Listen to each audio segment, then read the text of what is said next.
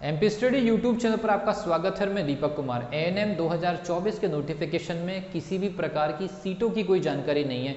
बहुत सारे स्टूडेंट्स के मन में ये सवाल होगा कि रूल बुक तो आ चुकी है, लेकिन एएनएम टोटल कितनी सीटों पर एग्जामिनेशन कराने जा रहा है। तो आज इस वीडियो में हम एएनएम का पूरा जो डिटेल है आप लोगों को बताएंगे। पिछले 4 साल का ट्रैक रिकॉर्ड बताएंगे, कितनी सीटें मैक्सिमम हो सकती है, पिछली बार कितनी थी और इस समय रूल बुक में सीटें क्यों नहीं दी गई है, इसकी पूरी डिटेल इन्फॉर्मेशन आपको इस वीडियो में देने जा रहा हूँ। एएनएम का एग्जामिनेशन 2024 का नोटिफिकेशन डिटेल आपने वीडियो देखा होगा, उसको आप देख सकते हैं। उसमें कंप्लीट इन्फॉर्मेशन मैंने बता दिया है। सीटों की जानकारी को लेकर के इस वीडियो में हम डिस्कस कर रहे हैं कि कितनी सीटों पर एग्जामिनेशन होने वाला है। डिटेल में इन्फॉर्मेशन दे रहा हूँ, एकदम 100% ऑथेंटिक इन्फॉर्मेशन है, आप भरोसा कर सकते हैं इसके ऊपर। लेकिन समझना पड़ेगा सबसे पहले कि इस एग्जामिनेशन को लेकर के क्या अपडेट है, सीटों को लेकर के क्या एक अनुमानित जानकारी है जो कि रूल बुक में भी आपको नहीं मिल रही है, और क्यों नहीं मिल रही है उसके पीछे की वजह भी आपको बता दूंगा। 2020 में ये एग्जामिनेशन होना चाहिए था। पहली चीज सबसे पहले याद रखिए, 2020 में एग्जामिनेशन होना चाहिए था एएनएम का। एएनएम का जनरली एक पैटर्न होता है कि उनकी 2 साल की ट्रेनिंग होती है और 2 साल की ट्रेनिंग के बाद उनको जो है जॉब मिलती है। तो ये 2020 में एक बार एएनएम का एग्जामिनेशन होना चाहिए था। 2020 के नाम का एग्जामिनेशन जो है वो कोविड की वजह से कंडक्ट होता है 2021 में। किसी वजह से 2022 में उसका रिजल्ट आता है लास्ट में। 2021 के कुछ ऐसे टाइमिंग में एग्जामिनेशन कंडक्ट हुआ, 2022 के लास्ट में रिजल्ट आया, और 2023 के स्टार्टिंग में ये मान के चलिए कि उसकी काउंसलिंग हुई और 2025 में ये बैच जो है निकलेगा। अच्छे से समझने की ज़रूरत है। पहले 2020 के नाम का एग्जामिनेशन 21 में कंडक्ट हुआ, 22 में रिजल्ट आया, 23 में उनकी काउंसलिंग हुई, 25 में ये बैच निकलेगा। कुल मिलाकर के 2025 के स्टार्टिंग में लगभग जनवरी फरवरी के आसपास ये बैच जो है पास आउट होने वाला है।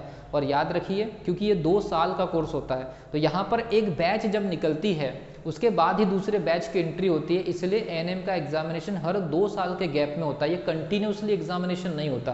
तो एएनएम का एग्जामिनेशन हर 2 साल के गैप में होता है। जब एक बैच पूरी निकल जाती है 2 साल की ट्रेनिंग के बाद, देन उसके बाद अगली बैच जो है वो एंटर करती है। तो 2022 में फिर एक बार एग्जामिनेशन होना चाहिए था, लेकिन आपको पता है जिस तरह से इस समय नर्सिंग फील्ड में अफरा तफरी मची है या जिस तरह से मिसमैनेजमेंट हुआ है पिछले 3-4 सालों में, तो ये जो हमारा एएनएम का जो एग्जामिनेशन है ये भी डीएचएस और डीएमई के अंदर ही आता है। इसमें भी संविदा और रेगुलर पोस्ट के लिए ट्रेनिंग कराई जाती है और बाद में उनको संविदा या रेगुलर पोस्ट पर जो पोस्टिंग दी जाती है। तो 2022 जैसे 2022 का जो मामला नर्सिंग में भी ऑलरेडी फंसा हुआ है। अब आपने देखा होगा पीएनएसटी एग्जामिनेशन में 2023 अभी तक एग्जामिनेशन उस नाम से कंडक्ट नहीं हुआ, 2022 के नाम का रिजल्ट अभी तक जारी नहीं हुआ है। तो ये जो 2022 का जो एएनएम है, इस पर्टिकुलर नाम से कोई एग्जामिनेशन नहीं हुआ। और हम ये मान के चलते हैं कि जैसे नर्सिंग में 2-3 बैचेस को लगभग 0 ईयर के जैसे तबाह कर दिया गया, वैसे ही एएनएम का 2022 के नाम का भी कोई एग्जामिनेशन कंडक्ट नहीं हुआ। तो जब 2022 के नाम का एग्जामिनेशन कंडक्ट नहीं हुआ, तो 2020 के बाद ये जो 2022 में 2 साल के गैप के बाद जो दूसरा एग्जामिनेशन कंडक्ट होने वाला था वो यहाँ पर लगभग खत्म हो गया। तो अगला जो एग्जामिनेशन आता है आपके सामने, जो कि इस वीडियो में हम डिस्कस कर रहे हैं, 2024 का एग्जामिनेशन, कि सर रूल बुक में सीट नहीं है। तो मैं पहले बता दूं, जब 2020 के नाम का एग्जामिनेशन कंडक्ट हुआ था तो लगभग 10 से 12 ट्रेनिंग सेंटर पर आपको जो सीट मिलती थी वो 260 थी। पिछली बार जो एग्जामिनेशन कंडक्ट हुआ था 2020 में, उसमें लगभग 260 सीटों पर काउंसलिंग कराई गई थी। ये आपको समझना पड़ेगा। एएनएम में सीटें जो होती है बहुत लिमिटेड होती है और कंपटीशन बहुत ज़बरदस्त होता है। हालांकि कैसे क्वेश्चंस पूछे जाते हैं, एग्जामिनेशन आपको कैसे क्लियर करना है, वो एक अलग से डिस्कशन का मुद्दा है। पिछली बार 260 सीटों पर एग्जामिनेशन हुई। काउंसलिंग के बाद कितने स्टूडेंट ने ज्वाइन किया, क्या किया, वो एक अलग मैटर है। 260 सीटें थी 2020 के एएनएम के एग्जामिनेशन के लिए। अब बीच में लगभग पिछले 7 से 8 महीने के अंदर जिस प्रकार से नर्सिंग में जो रिक्वायरमेंट्स निकल रही है, जो डिमांड है, उसके अकॉर्डिंग ज़्यादा से ज़्यादा जो है एएनएम जो हमारे जो एएनएम की जो पोस्टिंग में जो कार्य करते हैं या जो वर्क करते हैं, जो जॉब करते हैं, उनकी डिमांड जो है बढ़ी है। गवर्नमेंट को भी इनकी जो मेन जो डिमांड है उसको देखते हुए सीट बढ़ाने की जो ज़रूरत है महसूस हुई है। तो पिछले कुछ 7-8 महीने पहले की न्यूज़ के अकॉर्डिंग ये पता चला था कि लगभग एएनएम के ट्रेनिंग सेंटर लगभग एमपी में 22 के आसपास होंगे। जैसा कि आप जानते हैं डीएचएस में 18 से 20 सेंटर, डीएचएस में भी लगभग 18 से 20 सेंटर से ज़्यादा ही है हमारे आपके पीएनएसटी के लिए। वैसे ही एएनएम में न्यूज़ के अकॉर्डिंग, जिस प्रकार की न्यूज़ें मेरे पास में आते रहती है उसके हिसाब से लगभग 22 सेंटर या 20 से ज़्यादा सेंटर होने चाहिए एएनएम के लिए इस बार नए ट्रेनिंग में। और उसके अकॉर्डिंग अगर देखें कि पिछली बार लगभग 12 से 13 ट्रेनिंग सेंटर में अगर हमारे पास में 260 सीटों पर एग्जामिनेशन कंडक्ट हुई थी। अच्छा, एक और चीज़ मैं आपको बताना चाहूँगा कि एएनएम जैसे पीएनएसटी में कुछ कॉलेजेस में 60 सीट होती है, डीएमई में कुछ जगह पर 120 या 210 होती है, एएनएम में थोड़ा मामला अलग है। एएनएम में कुछ जगह पर ट्रेनिंग सेंटर पर 20 होती है, कुछ ट्रेनिंग सेंटर पर 30 होती है, कुछ ट्रेनिंग सेंटर पर 60 होती है। जैसे जैसे फैसिलिटीज़ अवेलेबल होती है डिस्ट्रिक्ट हॉस्पिटल्स के पास में उनके ट्रेनिंग सेंटर्स में, वैसे वैसे सीटों का आवंटन यहाँ पर होता है। यहाँ पर इक्वल आवंटन नहीं होता है, यहाँ पर 20, 30, 40 टाइप की सीटों का जो है प्रशिक्षण दिया जाता है। तो लगभग 22 सेंटर होने चाहिए अकॉर्डिंग टू प्रीवियस इंफॉर्मेशन।